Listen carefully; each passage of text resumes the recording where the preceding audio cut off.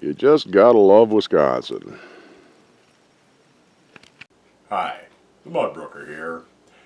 Today I'm going to finish up the work on the stove and get this thing fired up for the first time. I'll show you the last few things that I had to do on it, but first I would like to thank my patrons on Patreon. Kay's Kist, Benedict Riggers, Joy Jones, Damian Bamer, Leo, Theodore Engelke, Valentin Tolman, Rudy Valvano, Kiosby, and my newest patron, John Wheeler. And in your honor, I'm going to have a little bit of homemade ginger bourbon. The bourbon part isn't homemade, but the ginger part is. Here's to you guys, and your continued support is greatly appreciated. Anyhow, I was asked a little bit of history about this stove. I've had this stove for about 30 years. It came out of an abandoned farmstead next to my uncle's place, and we talked to the owners, and they let us just have it. It had been stored in the body of an old beer truck for who knows how long. It was in pretty good shape, and you might notice there's a little stain by the firebox. I'll show you that later, and you might have seen in other videos. That came from the warming ovens were off and laying on top of the stove, and there was a cardboard box sitting on it. And the bottom of the box got damp, and eventually it stained the enamel permanently, and it just doesn't come off. But anyway, we got it to replace our other cook stove, which the grates had just finally fallen completely apart on it, and there was no saving it. So we used it for, probably a good 10 years or so. And then about 20 years ago, we remodeled the kitchen, took it out and put it in the shed, and it's been there since. But anyway, you might notice over on this side, that hole in the wall, that's where I replaced the sleeve for the stovepipe entering the chimney. And I'll get this off of the tripod and I will show you the new clean out door in the bathroom. The wall behind the stove and the wall that you see in the corner there used to be the outside wall of the house, and this chimney was on the outside. At some point the bathroom was added on. Well, actually I think it was a wood shed at first, but it was eventually converted into a bathroom. And the clean out on that chimney was just a small box. It was about the same width as that clean out door, but it was only about 4 inches high. It worked fine for a while, but I wanted something bigger so I could sweep the chimney from down below. And that door is actually meant to be horizontal and on the outside of a building. But I turned it sideways, and that's why it has that little keeper bar across it to keep it from falling open.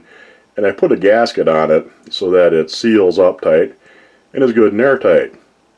A word of advice: if you ever have to do something in your bathroom that's going to create concrete dust, even if you have adequate dust control measures, it's a good idea to put your toilet paper in a plastic bag. You'll thank me for it if you ever have to do that. Apart from the work on the chimney, and I'll leave the masonry tips to the masons on YouTube.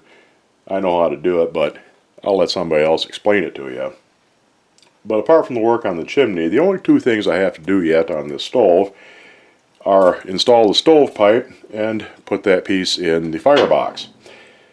Now, stovepipe is almost always going to have to be cut. It's, it never works out to the exact length of the piece of stovepipe you get. So the best way to cut it is with a grinder with a cutoff wheel. But that'll leave a big burr on the inside and some on the outside of the pipe. Take a round file, either a chainsaw file or a rat tail, and knock that burr off the inside and the outside, and it'll make your life a lot easier. The other thing you need to do is get a reasonably straight cut on the end of the pipe.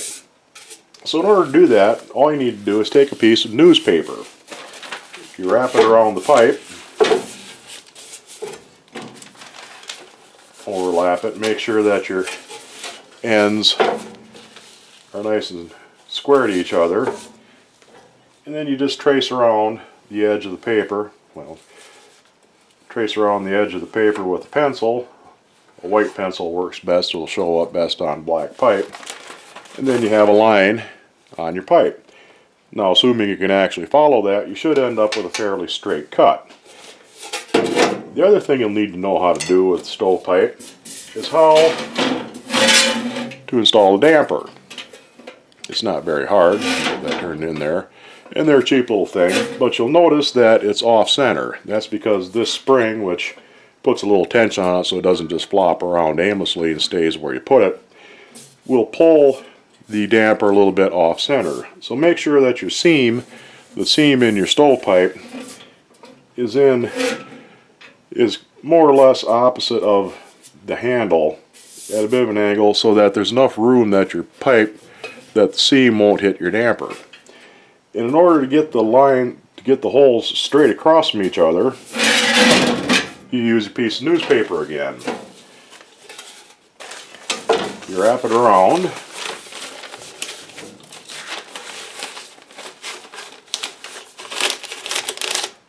Flatten out you. Make sure it's wrapped around good and snug so that it's good and square. You wrap it around and you mark the point where the newspaper overlaps here. Take it off.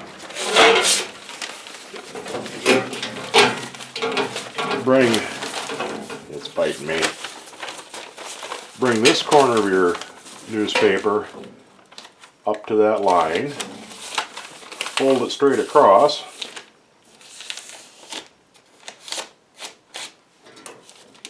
And put a mark where that fold is. Because you might not tell which fold is which when you get it wrapped around again. Wrap your newspaper around the pipe again. And you. And the spot where it overlaps, and I wrapped it around the wrong way. Where's my marks? There they are.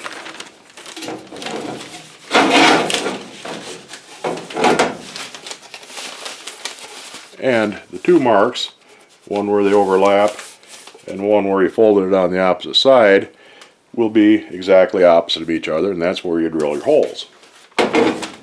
But let me get the camera off the tripod. I'll take you around back and show you one more area of concern if you're looking at an old stove to rehabilitate.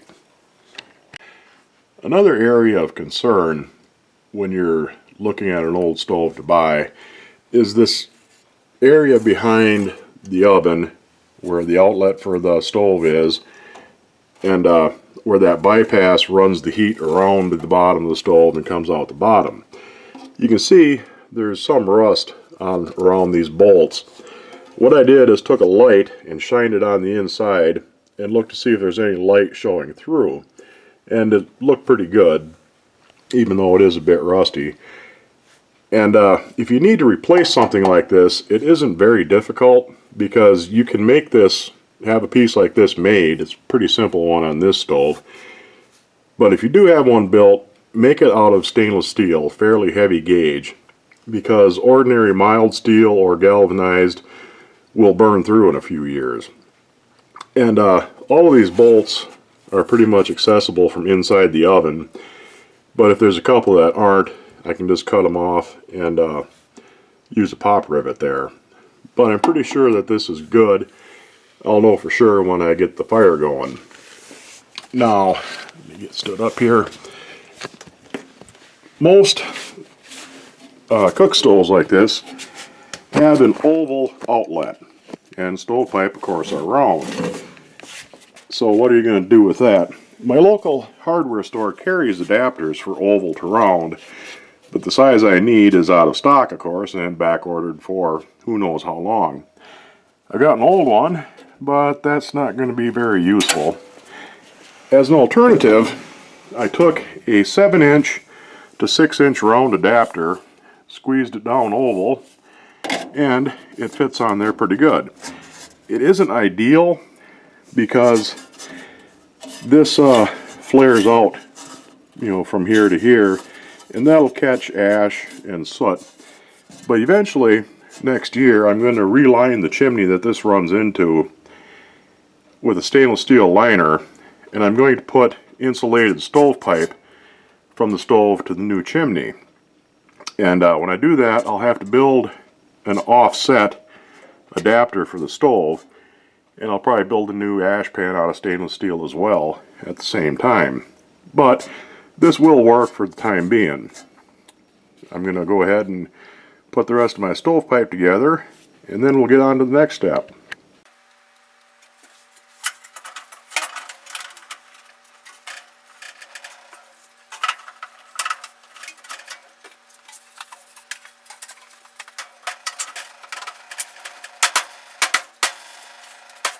The last thing I needed to do on this was fix this piece for the firebox.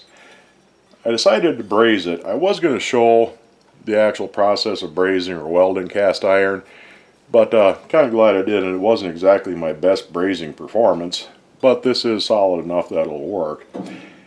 And I'm going to do a video on repairing cast iron pans, and I'll show you a little bit more about brazing and welding then. But all I need to do now, since this is ready, is hang it in place, put this piece on, and put the top on, and I'm ready to light the fire. Okay, before I light the fire, I'm going to show you the controls on a wood stove. First is the damper in the stovepipe. Most of the time you're using this for cooking, the damper is going to be either wide open or mostly open. If you wanted to try and bank a fire for the night or have a slow fire going just for the heat, you would turn this down some, and that would keep the chimney from drawing a lot of air through the fire and making the fire a lot hotter. Next up is the slider, which controls that opening in the throat, and you know how that works, you've already seen that. But for lighting the stove, we'll have that wide open. Finally, get myself around here, is the draft. This controls how much air is let into the fire.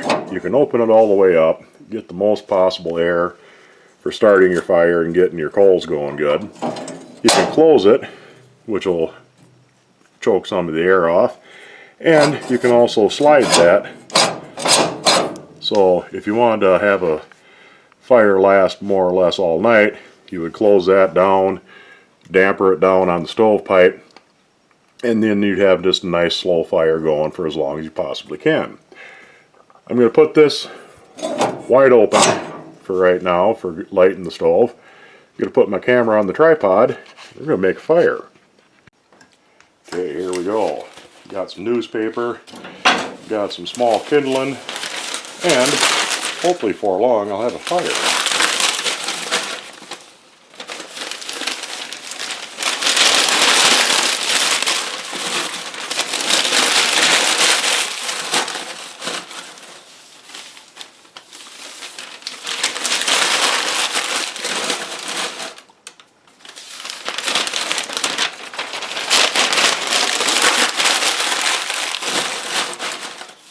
One more.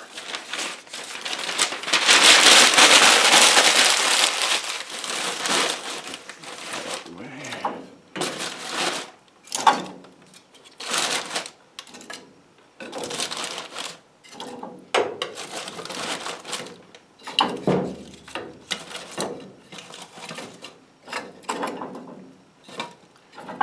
Set that aside.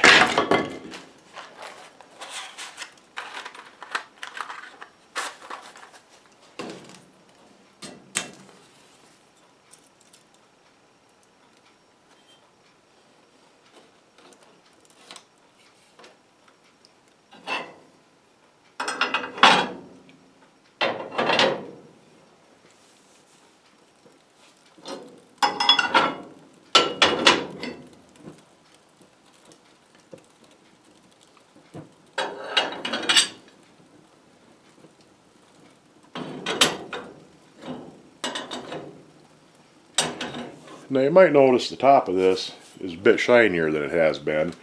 That's because I've wire brushed this, getting it ready to stove polish it.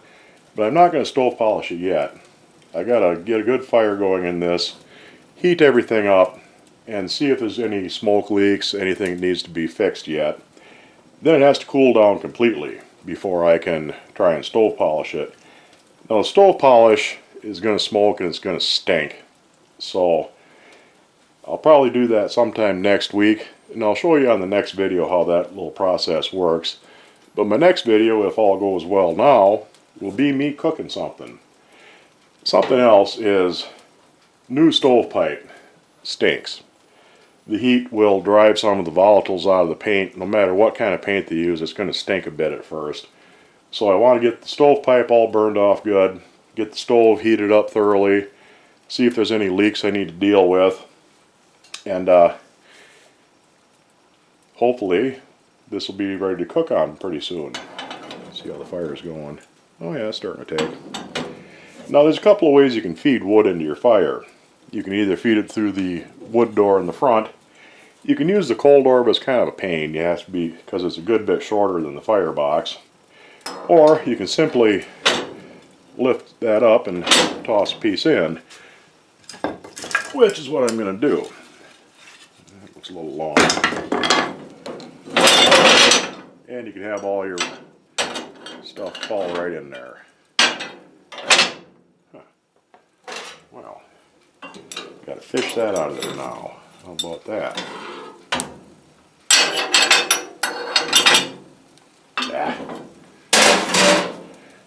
That's what comes of being out of practice with this sort of thing. But I got a fire going, and I'll start feeding it wood.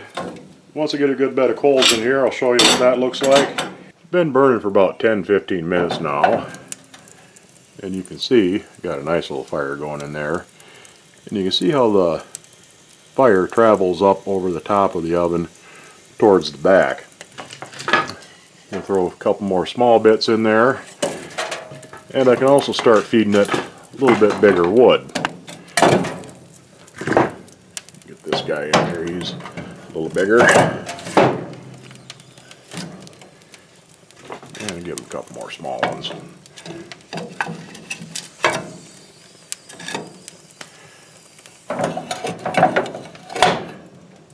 Now, I